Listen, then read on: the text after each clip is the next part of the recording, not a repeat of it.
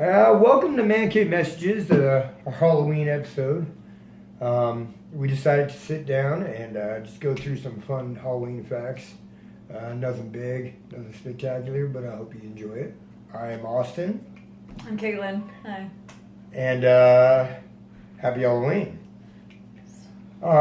Started off with Halloween is one of my favorite holidays. I think it's everyone's favorite holiday. Yeah. You get to dress up and do what you want and yeah. candy. I like it more the creepy aspect of it. Oh, I love yeah.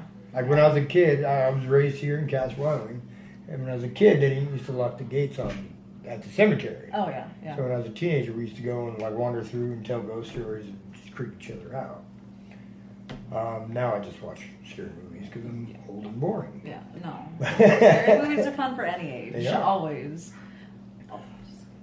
Speaking of, the donning the costumes of Halloween, it's huge now. It's a multi-billion-dollar business. Back in the day, it was not so much what it is today. I mean, it started with Hollow Mass with the Catholic Church. They would tell prayers to the dead and dress up. Nowadays, the sexy costume thing, it's huge. Sexy nurse, sexy, sexy zombie.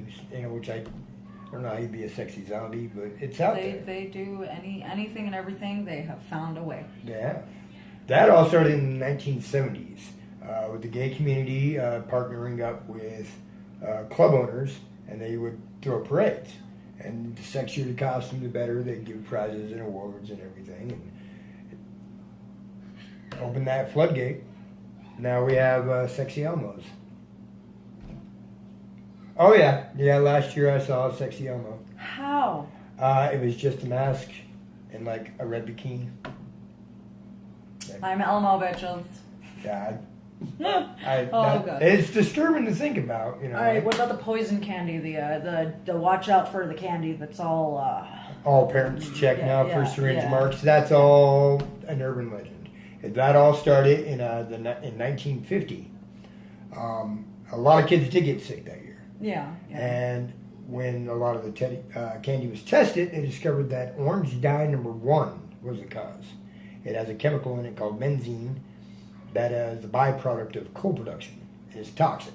I mean, it only takes a small amount to even kill rats. So imagine, tons of candy in one night, one go, yeah. So they banned that. It's no longer a worry. I'm sure there might have been some isolated incidents here and there over the years of some, dirtbag doing something like that. Yeah. But and it's always good to check the kids' candy anyway. yeah, always. But the widespread fear of poison candy was just a myth. Yeah. The trick or treating is literal. Yeah. You go to the door, ring the doorbell, trick or treat. It's literal. If you don't give me candy, I'm gonna give you a trick. Back in the 1940s, vandalism on Halloween night got so bad that Congress actually considered banning Halloween and making National Youth Honor Day. Well, okay. Citizens of our grand country decided that's not a day they wanted. They started bribing kids with candy. Basically, I'll give you candy. Please don't, destroy my car.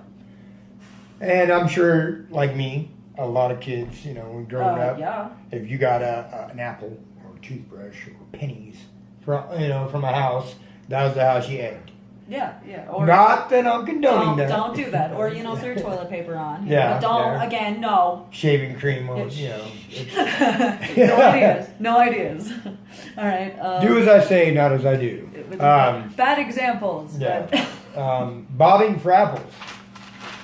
Another one that's not as big now as it was in the past. But that all originates from, the Celtic festival that would take place that, eventually became Halloween. Yeah. That was the day that the dead would walk and they would help you in your divination. Apples were part of that ceremony. They represent rebirth and they represent fertility.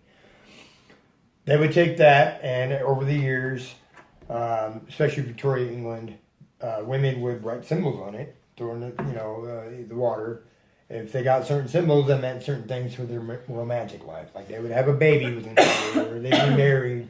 So essentially, tarot reading or palm reading with Yeah. nodding for apples. Part of the tricks, kind of though. It's a party like game. pick a duck and get a prize. Yeah, Yeah. pretty much. All right. What about pumpkins? Pumpkin's the jack-o'-lantern. That all originates from a legend about a man named Jack who tried to trick the devil. It didn't go out the way he wanted it to, so he was cursed to wander the earth. The only thing to light his... Sorry about that. That's my phone. Sorry, guys. Is that Jack? Yeah. Oh shit. He was cursed to wander the earth with nothing but a carved turnip with a candle in it to light his way. Carved turnips became traditional put outside your house to ward off If you people's have spirits. never seen a carved turnip, look it up. It is terrifying, okay? Like, it is terrifying. After it sits there for a minute and shrinks in, Yeah. it looks like a shrunken head. You Then know. we got to America, though, and people discovered pumpkins and decided pumpkin, turnip, pumpkin, pumpkin. And that became the new jack-o'-lantern. There's always gourds. People do things with gourds. Try a watermelon. I want to see someone make a jack-o'. A water jack? A water lantern? Water lantern. A Melon. water lantern, do it! But a jack-o'-lantern out of a watermelon, I think that'd be intriguing. Jack-o'-lanterns are huge now in today's Halloween culture. Oh, yeah. You know, horror movies like Pumpkinhead, The Legend of Ichabod Crane and Sleepy Hollow. Yeah. You know, he would throw his flaming pumpkin at you. I mean, you couldn't imagine Halloween without jack-o'-lantern. It's hand in hand. Yeah. Like Christmas trees at Christmas. Yeah, no, or turkeys at Thanksgiving. Like, Yeah. That's one of the biggest staples, aside from costumes and candy. You always see pumpkins, jack-o'-lanterns. So, I mean, and Halloween, you know, it's the day of the dead walk. You know, in almost every culture on Earth, somewhere around this day of the year, there's some tradition, ceremony, festival, very similar to Halloween. You know, down in Mexico, Dia de los Muertos, you know, which starts tomorrow. Oh. You know, in Ireland, there's some people that still celebrate Samhain. Oh yeah. Oh, any Celtic Gaelic tradition Yeah. still. I mean, all around the practices world, that. there is some tradition around this time of year, and it all involves the dead walking the earth again. Yep. So, And the masks are either to scare them off or try to blend in, and a lot of or honor the dead. or honor. Yeah, they're either Like it's Dia either de la Muerte, they paint their faces. to honor the To dead honor that the have dead. passed, and then I don't quote me on this, but the German aspect of it is it's been a couple of years since I looked this up, but it's more of a trying to keep them from wanting to get into your house. Like it's warding them off. It's evil spirits. There's evil spirits here already. We're good.